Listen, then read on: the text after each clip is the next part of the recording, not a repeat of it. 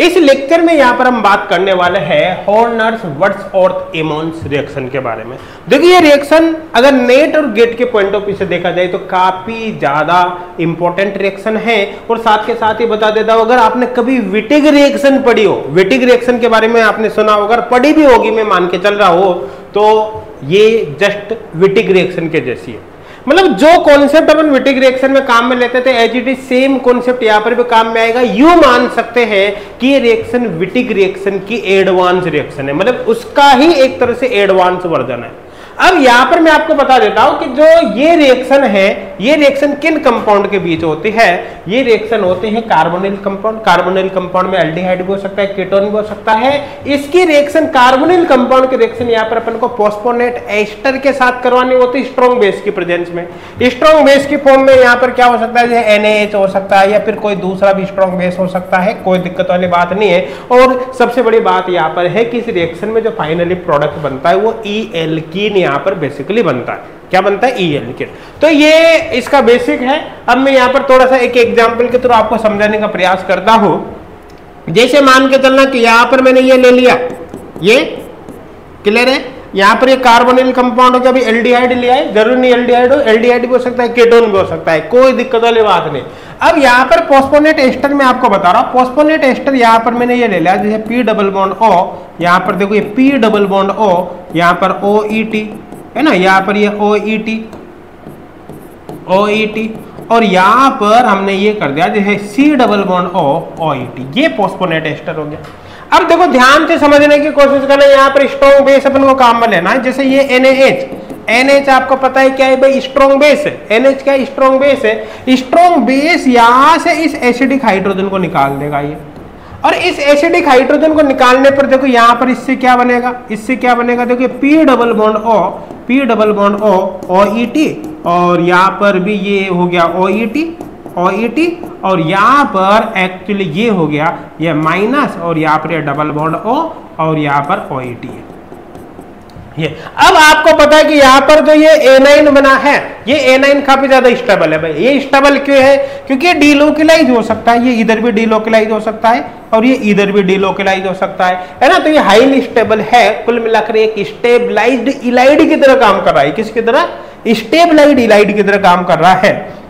तो कुल मिलाकर इसकी अगर मैं रेजोनेटिंग स्ट्रक्चर बनाऊं तो यहाँ पर इस तरह से बना सकता हूं। ये OET यहाँ पर हो गया, ये यहाँ पर भी अपन ने लगा दिया OET और यहाँ पर अपन इसको कर देते हैं डबल बॉन्ड O OET और यहाँ पर ये डबल बॉन्ड और यहाँ पर ये O माइनस।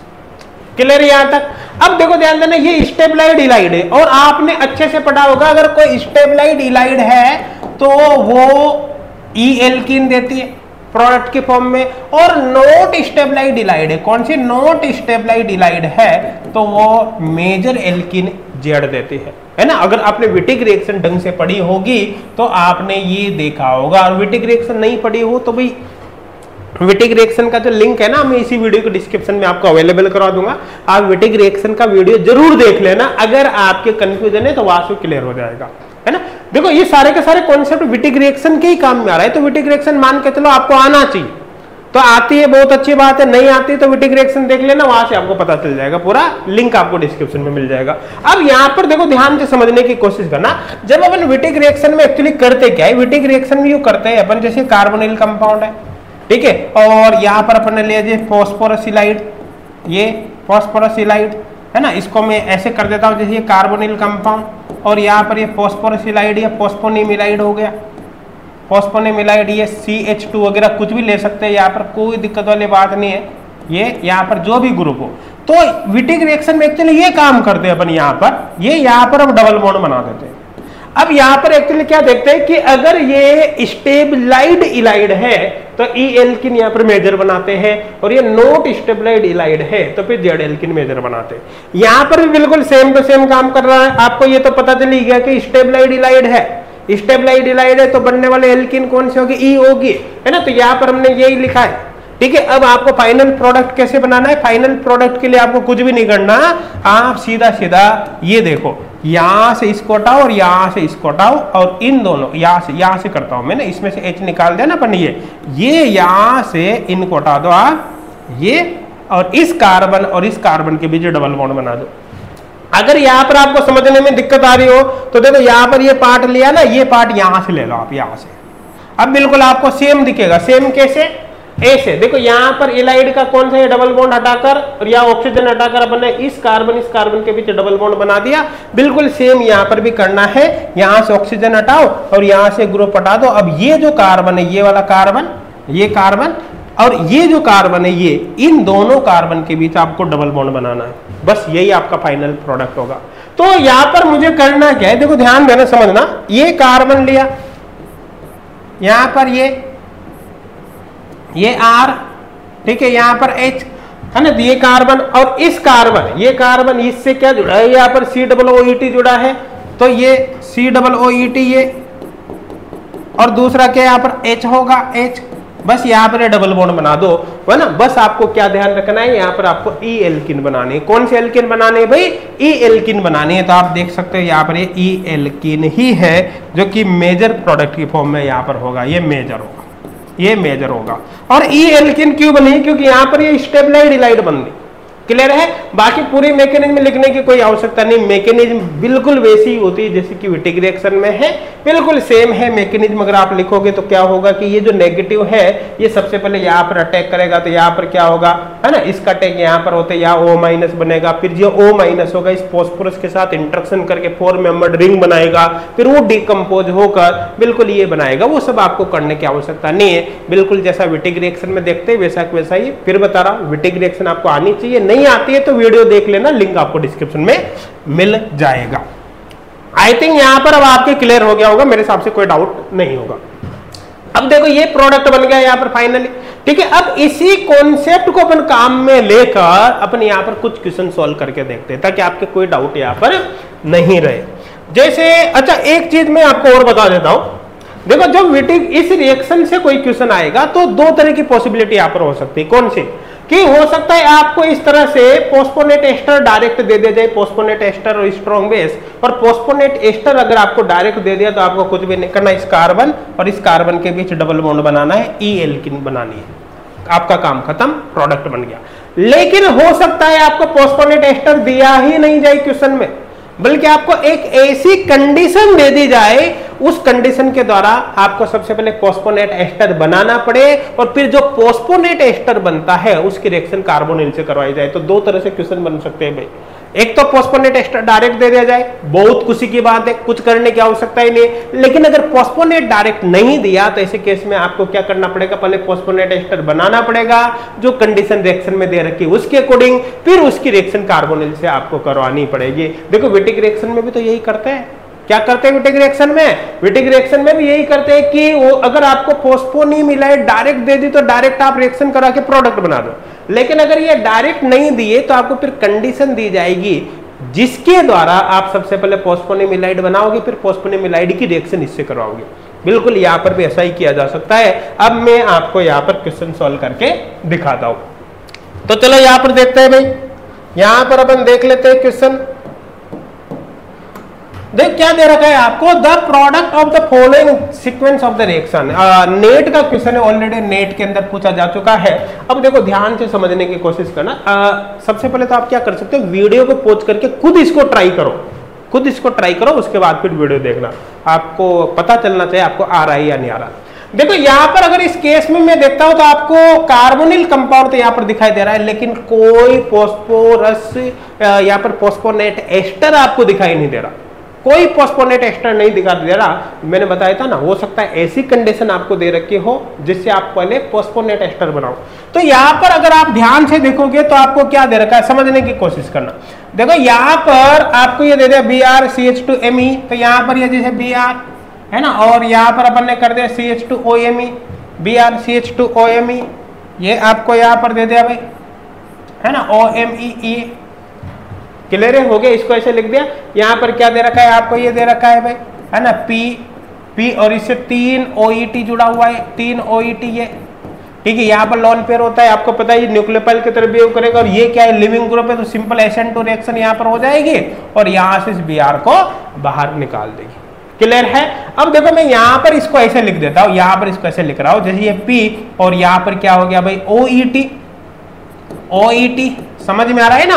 और यहां पर आपको पता है इस पर 3 OET है, तो 2 और जोड़ देता हूं, तो एक OET यहां पर लगा दो और एक OET आप यहां पर लगा दो। अब देखो इस फॉस्फोरस से किसकी बॉन्डिंग होगी, इस कार्बन की, और इस कार्बन पर यहां पर क्या जुड़ा है, इस कार्बन पर यहां पर जुड़ा है ये CH2OMe, तो कुल मिलाकर ये फॉस्फोरस की बॉन्डिंग इस कार्बन से करा दीजिए, और इससे जुड़ा ये OMe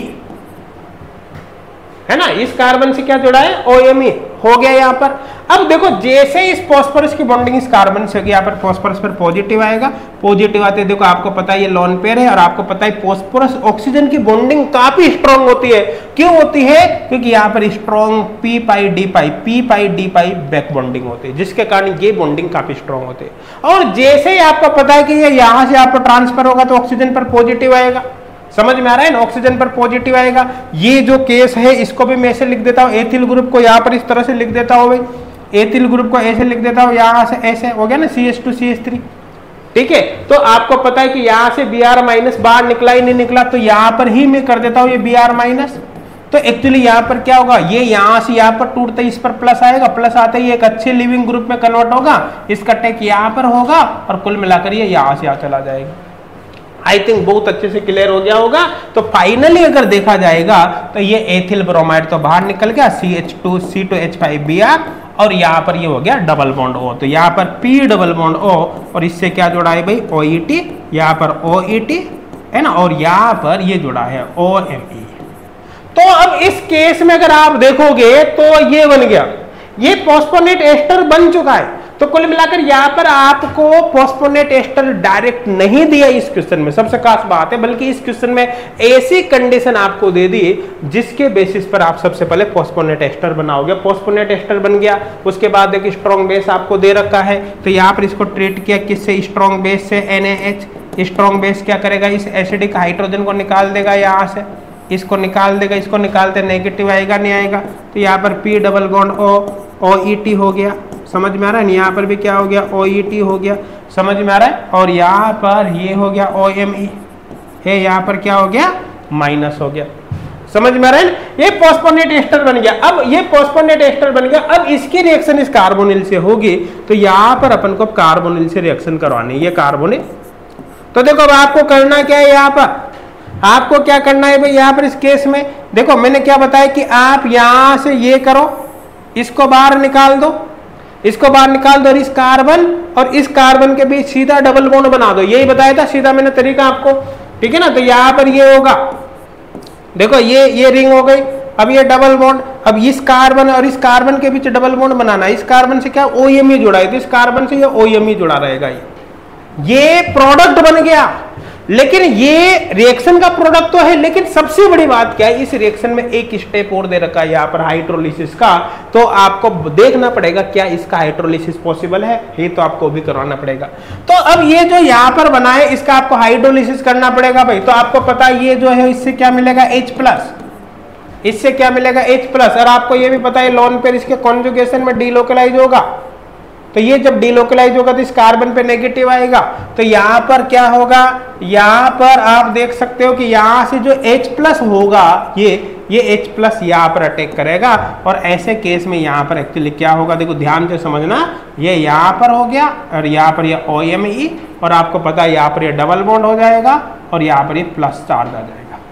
क्लियर है। अब देखो ध्यान से समझने की कोशिश करना, यहाँ पर इसको मैं ऐसे लिख दूं भाई, देखो OMe में Me को ऐसे लिख दो, ठीक है। अब जैसे यहाँ पर ये प्लस आएगा, प्लस आते ही यहाँ से Me+ एक तरह से बाहर निकल जाएगा, और देखो यहाँ पर हाइड्रोजन तो है ही सही, तो कुल मिलाकर ये बाहर निकलते CHO में कन्वर्ट हो जाएगा, तो फाइनली ये इसमें कन्वर्ट हो जाएगा CHO।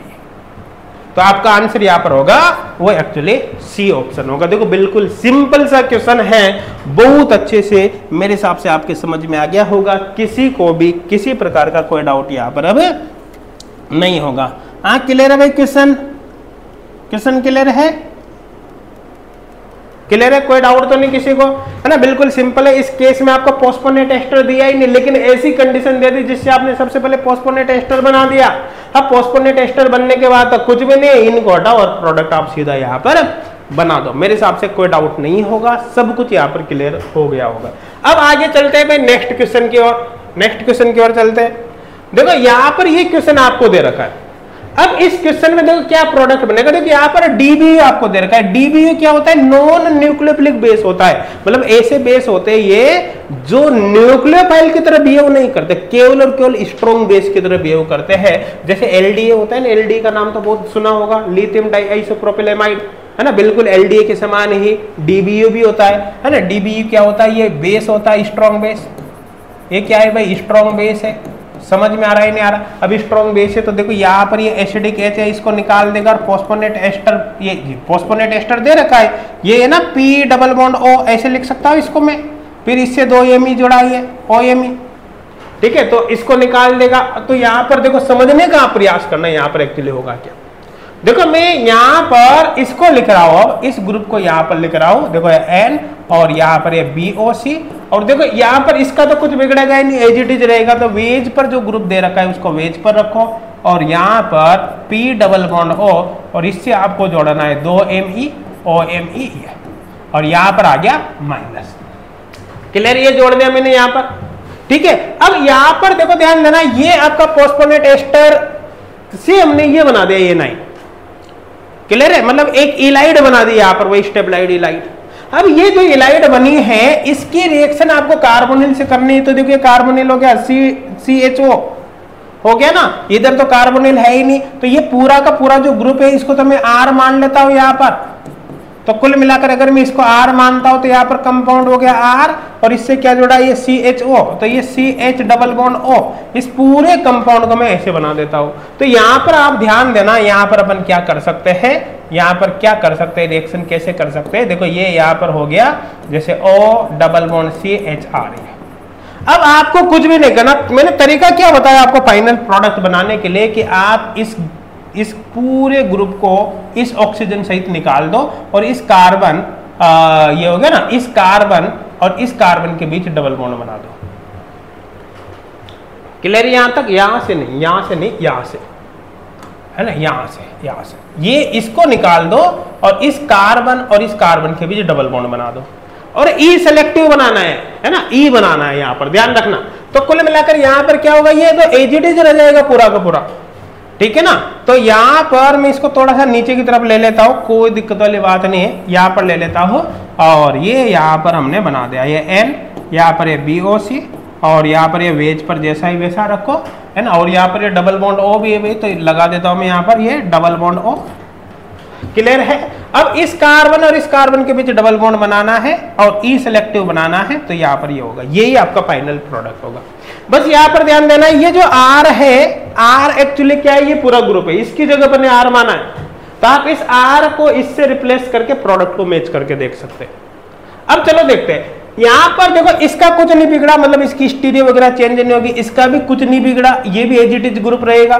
केवल आपको ये जो R है उसको यहाँ पर जोड़ना है, बस वो ये आपका फाइनल प्रोडक्ट होगा। प्रोडक्ट मैच करो भाई, इसमें तो देखो इस रिंग को ही ओपन करा रखा, ऐसा तो ये तो होगा ही नहीं, गया काम से, है ना। इसकी बात करें तो यहाँ पर भी ये कर रखा है, तो ये भी गया काम से, ये हो ही नहीं सकता। इसकी बात करें तो आपको तो यहाँ पर ई बनाना है ना, तो यहाँ पर तो ई बनाना है, जबकि इसमें जेड है, जेड होगा नहीं यहाँ पर, तो ये गया काम से, ठीक है ना। इसकी बात करें तो यहाँ पर ये ई ही है, तो 3 ऑप्शन ऑलरेडी आपके कट चुके हैं, इसका मतलब आपका आंसर यही होगा। अब चाहो तो इसको मैच कर लो, देखो ये पूरा का पूरा group as it is match कर रहा है यहाँ पर। अब यहाँ पर ये होगा ये ई, ठीक है ना, इधर आर की जगह ये पूरा का पूरा ग्रुप जुड़ेगा, तो आप पूरे ग्रुप को यहाँ पर मैच करके देख सकते हो, सेम टू सेम आपको दिख जाएगा।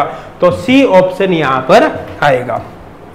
तो आई थिंक अब इस रिएक्शन के बारे में आपको कोई डाउट नहीं होगा। देखो इस रिएक्शन से किस किस टाइप के केस बन सकते हैं वो भी आपके समझ में आ गया। वो देखो मैं आपको बता रहा हूं कि थ्योरी वाले पार्ट में ज्यादा घुसने की आवश्यकता है ही नहीं, एक कॉन्सेप्ट आपको समझना है, लेआउट आपको समझना है, ठीक है ना। और उस कॉन्सेप्ट को इंप्लीमेंट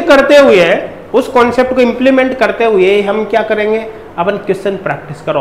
क्वेश्चन प्रैक्टिस करने से आपको वैरायटी के बारे में पता चलेगा, किस किस टाइप के केसेज बन सकते हैं उसके बारे में पता चलेगा, और उसके बाद बहुत अच्छे से फिर आप यहाँ पर क्वेश्चन सॉल्व कर सकते हो। और जितनी वैरायटी के क्वेश्चन आप सॉल्व करोगे एग्जाम में, उतने ही अच्छे से आप अप्रोच कर पाओगे क्वेश्चन पे। तो थ्योरी वाले पार्ट को कम रखो, प्रैक्टिस वाले पार्ट को ज्यादा करो, है ना, ऑटोमेटिक ही सिलेक्शन के चांस काफी ज्यादा बढ़ जाएंगे।